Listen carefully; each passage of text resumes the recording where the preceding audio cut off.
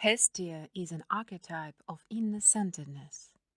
She is the still point that gives meaning to activity, the inner reference point that allows a woman to be grounded in the midst of outer chaos, disorder, or ordinary everyday bustle. With Hestia and her personality, a woman's life has meaning. Hestia's round hearth with a sacred fire at the center is in the shape of a mandala, an image that is used in meditation and that is a symbol of wholeness or totality.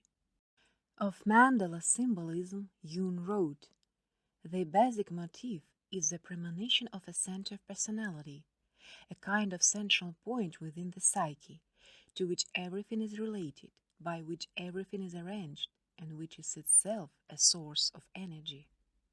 The energy of the central point is manifested in the almost irresistible compulsion and urge to become what one is, just as every organism is driven to assume the form that is characteristic of its nature, no matter what the circumstances. This center is not felt or thought of as the ego, but, if one may so express it, as the self. The self is what we experience inwardly when we feel a relationship to oneness that connects us to the essence of everything outside of us. At this spiritual level, connecting and attachment are paradoxically the same. When we feel ourselves in touch with an inner source of warmth and light, this fire warms those we love in our households and keeps us in touch with others who are far away. Hestia's sacred fire was found on the family hearth and within temples.